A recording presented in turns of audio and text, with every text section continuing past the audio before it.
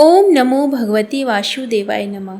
हरे कृष्णा, राधे राधे। आज जया एकादशी है और जया एकादशी के उपलक्ष्य पर आज हम सुनेंगे जया एकादशी व्रत कथा, साथ ही सुनेंगे 11 माता की कथा और अंत में हम सुनेंगे भगवान गणेश की पौराणिक कथा। युधिष्ठिर ने भगवान श्री कृष्ण से पूछा, हे भगवान, आपने माघ मास के कृष्ण पक्ष की षटतिला एकादशी का वर्णन किया। अब कृपा करके यह बताइए कि शुक्ल पक्ष में कौन सी एकादशी होती है, उसकी विधि क्या है तथा उसमें किस देवता का पूजन किया जाता है। भगवान श्री कृष्ण बोले, हे राजेंद्र, बतलाता हूँ, सुनो। माघ मास के शुक्ल पक्ष में जो एकादशी होती है उसका नाम जया है। वह सब पापों को हरने वाली उत्तम तिथि है, पवित्र होने के साथ ही पापों का नाश करने वाली है तथा मनुष्यों को भोग और मोक्ष प्रदान करती है। इतना ही नहीं, वह ब्रह्म हत्या जैसे पाप तथा पिशाच तत्व का भी विनाश करने वाली है। इसका व्रत करने पर मनुष्यों को कभी प्रेत योनि में नहीं जाना पड़ता। इसलिए हे राजन, प्रयत्न पूर्वक जया नाम की एकादशी का व्रत करना चाहिए। एक समय की बात है, स्वर्गलोक में देवराज इंद्र राज्य करते थे। देवगण पारिजात वृक्षों से भरे हुए नंदनवन में अप्सराओं के साथ विहार कर रहे थे। 50 करोड़ गंधर्वों के नायक देवराज इंद्र ने स्वेच्छानुसार वन में विहार करते हुए बड़े हर्ष के साथ नृत्य का आयोजन किया।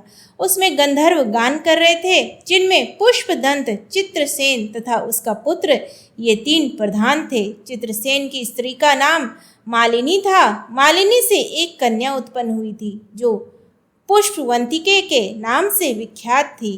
पुष्पदंत गंधर्व के एक पुत्र था जिसको लोग माल्यवान कहते थे। माल्यवान पुष्पवंती के रूप पर अत्यंत मोहित था। ये दोनों भी इंद्र के संतोषार्थ नृत्य करने के लिए आए थे। इन दोनों का गान हो रहा था। इनके साथ अप्सराएं भी थी। परस्पर अनुराग के कारण ये दोनों मोह के वशीभूत हो गए। चित्त में भ्रांति आ गई, इसलिए वे शुद्ध गान ना गा सके। कभी ताल भंग हो जाता, कभी गीत बंद हो जाता था। इंद्र ने इस प्रमाद पर विचार किया और इसमें अपना अपमान समझकर वे कुपित हो गए। अतः इन दोनों को शाप देते हुए बोले, ओ मूर्खो, तुम दोनों को धिक्कार है। तुम लोग पतित और मेरी आज्ञा भंग करने वाले हो। अतः पति पत्नी के रूप में रहते हुए पिशाच हो जाओ। इंद्र के इस प्रकार शाप देने पर इन दोनों के मन में बड़ा दुख हुआ। वे हिमालय पर्वत चले गए और पिशाच योनियों पाकर भयंकर दुख भोगने लगे। शारीरिक पातक से उत्पन्न ताप से पीड़ित होकर दोनों ही पर्वत की कंदराओं में विचरते रहते थे। एक दिन पिशाच ने अपनी पत्नी पिशाची से कहा, हमने कौन सा पाप किया है जिससे यह पिशाच योनि प्राप्त हुई है। नरक का कष्ट अत्यंत भयंकर है तथा पिशाच योनि भी बहुत दुख देने वाली है। अतः पूर्ण प्रयत्न करके पाप से बचना चाहिए। इस प्रकार चिंता मग्न होकर वे दोनों दुख के कारण सूखते जा रहे थे। दैव योग से उन्हें माघ मास की एकादशी तिथि प्राप्त हो गई। जया नाम से विख्यात तिथि, जो सब तिथियों में उत्तम है, आई। उस दिन उन दोनों ने सब प्रकार के आहार त्याग दिए, जलपान तक नहीं किया, किसी जीव की हिंसा नहीं की, यहाँ तक कि फल भी नहीं खाया। निरंतर दुख से युक्त होकर वे एक पीपल के समीप बैठे रहे। सूर्यास्त हो गया। उनके प्राण लेने वाली भयंकर रात उपस्थित हुई। उन्हें नींद नहीं आई। वे रति या और कोई सुख भी नहीं पा सके। सूर्योदय हुआ। द्वादशी का दिन आया। उन पिशाचों के द्वारा जया के उत्तम व्रत का पालन हो गया। उन्होंने रात में जागरण भी किया था। उस व्रत के प्रभाव से तथा भगवान विष्णु की शक्ति से उन दोनों की पिशाचता दूर हो गई। पुष्पवंती और माल्यवान अपने पूर्व रूप में आ गए। उनके हृदय में वही पुराना स्नेह उमड़ रहा था। उनके शरीर पर पहले ही जैसे अलंकार शोभा पा रहे थे। वे दोनों मनोहर रूप धारण करके विमान पर बैठे और स्वर्गलोक में चले गए। वहां देवराज इंद्र के सामने जाकर दोनों ने बड़ी प्रसन्नता के साथ उन्हें प्रणाम किया। उन्हें इस रूप में उपस्थित देखकर इंद्र को बड़ा विस्मय हुआ। उन्होंने पूछा, बताओ, किस पुण्य के प्रभाव से तुम दोनों का पिशाचत्व दूर हुआ है? तुम मेरे शाप को प्राप्त हो चुके थे, फिर किस देवता ने तुम्हें उससे छुटकारा दिलाया है? माल्यवान बोला, हे स्वामीन, भगवान वासुदेव की कृपा तथा जया नामक एकादशी के व्रत से हमारी पिशाचता दूर हुई है। इंद्र ने कहा, तो अब तुम दोनों मेरे कहने से सुधा पान करो। जो लोग एकादशी के व्रत में तत्पर और भगवान श्री कृष्ण के शरणागत होते हैं वे हमारे भी पूजनीय हैं। भगवान श्री कृष्ण कहते हैं, हे राजन, इस कारण एकादशी का व्रत करना चाहिए। हे नृपश्रेष्ठ, जया ब्रह्म हत्या का पाप भी दूर करने वाली है। जिसने जया का व्रत किया है उसने सब प्रकार के दान दे दिए और संपूर्ण यज्ञों का अनुष्ठान कर लिया। अग्निष्टोम यज्ञ का फल मिलता है। अब सुनिए ग्यारस माता की कथा। एक बार एक राजा की 2 बेटियां थी। छोटी बेटी एकादशी माता का व्रत किया करती थी। हर कोई छोटी बेटी की प्रशंसा करता था और बड़ी बहन छोटी बहन से ईर्ष्या करती थी। पड़ोसी राजा के बेटे को छोटी बेटी पसंद आ गई। यह देखकर बड़ी बहन बहुत क्रोधित हो गई और अपनी छोटी बहन को मारने की कोशिश करने लगी। एक बार उसने लड्डू में जहर मिलाकर छोटी बहन को खिलाने की कोशिश की। एक बार उसने मटके में जहरीला सांप रखकर छोटी बहन के कमरे में रख दिया। एक बार उसने छोटी बहन को पनघट और पानी भरने के लिए ले जाकर धोखे से कुएं में धक्का दे दिया, परंतु हर बार ग्यारस माता उसे बचा लेती थी क्योंकि वह ग्यारस माता की परम भक्त थी। बड़ी बहन बहुत परेशान हो गई कि छोटी बहन किसी भी तरह नहीं मरती। एक दिन वह अपनी छोटी बहन से बोली, मेरी प्यारी बहन, भगवान ने हमें सबकी मृत्यु किसी न किसी रूप में लिखी होती है, पर क्या तुम्हें पता है कि तुम्हारी मृत्यु कैसे होगी? छोटी बहन बहुत सीधी थी। उसने कहा, मेरे पालतू तोते के गले में जो हार है, मेरी जान उसमें अटकी हुई है।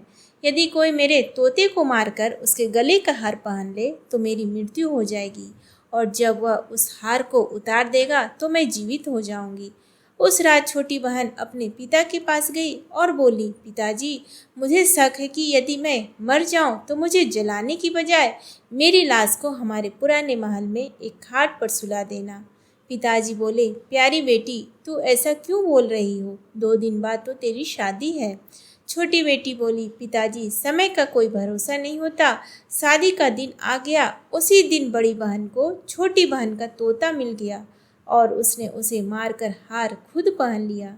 ठीक उसी समय छोटी बहन मूर्छित होकर गिर पड़ी। यह देखकर बारातियों में हलचल मच गई। राजा ने हकीम को बुलवाया, परंतु हकीम ने कहा, राजकुमारी ना तो मरी है और ना ही जिंदा है, यह एक जीवित लाश के समान है। राजा बहुत परेशान हो गए। बड़ी बेटी ने पिता से कहा, पिताजी, मुझे छोटी बहन के मरने का बहुत दुख है, लेकिन इससे भी ज़्यादा दुख इस बात का है कि बारात वापस चली जाएगी और आपकी बदनामी होगी। आप मेरी शादी राजकुमार से करवा दीजिए। राजा को यह बात सही लगी और बड़ी बेटी को छोटी बेटी के कपड़े पहनाकर फेरों में बैठा दिया गया। लेकिन राजकुमार ने मना कर दिया और कहा, यह मेरी पत्नी नहीं है। मेरी पत्नी जब बोलती है तो उसके मुंह से फूल झड़ते हैं।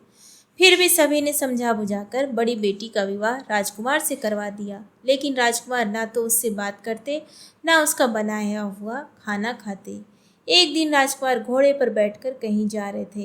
घोड़ा अचानक वहीं जाकर रुक गया जहां छोटी बहन की लाश रखी थी। राजकुमार महल के चौकीदार से पूछते हैं, यह कौन है? चौकीदार ने बताया, यह राजा की छोटी बेटी है जो विवाह के दिन बेहोश हो गई थी। राजकुमार समझ गए कि यह उनकी पत्नी है। उन्होंने पूरी रात अपनी पत्नी के पास बिताई।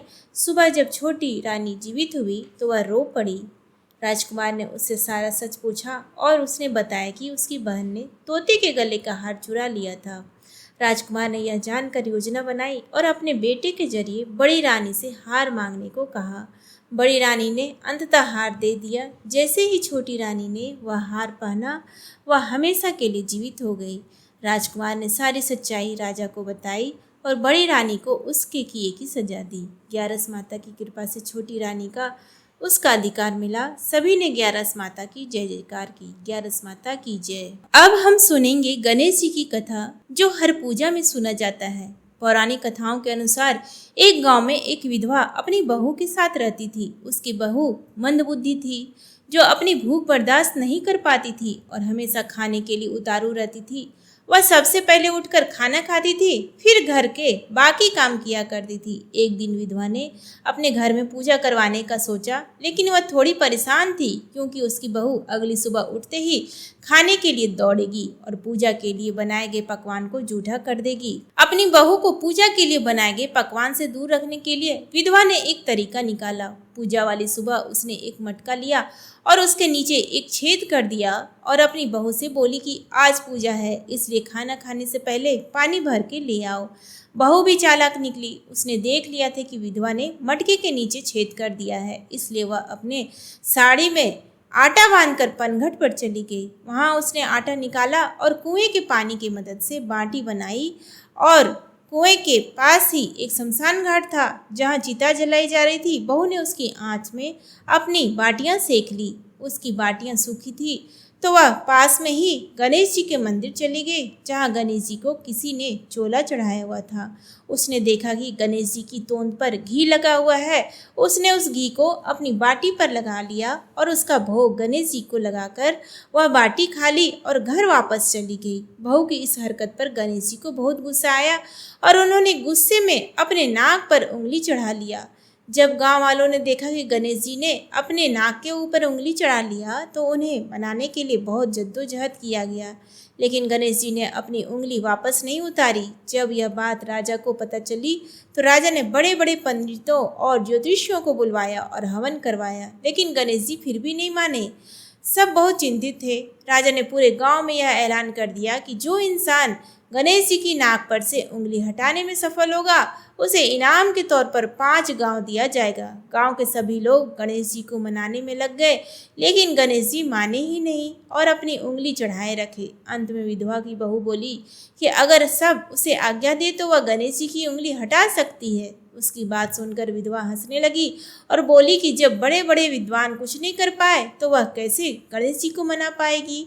किसी ने बोला कि जब सब लोग को मौका मिला तो उसे भी एक मौका मिलना चाहिए। फिर सभी लोग बहू को एक मौका देने के लिए मान गए, लेकिन बहू ने एक शर्त रखी। उसने कहा कि उसके घर से लेकर मंदिर तक पर्दा बांधा जाए। सब लोगों ने सोचा कि इतना कुछ तो हो चुका है तो पर्दा बांधने में क्या जाता है। बहू के कहे अनुसार उसके घर से लेकर मंदिर तक पर्दा लगाया गया। बहू ने अपना दिमाग लगाया और वह अपने पेटीकोट में मोगरी छिपाकर मंदिर चली गई। मंदिर जाकर उसने गणेश जी से बोला कि मैंने आपके तोन से जरा सा घी क्या लिया, आपने अपने नाक पर उंगली चढ़ा दी।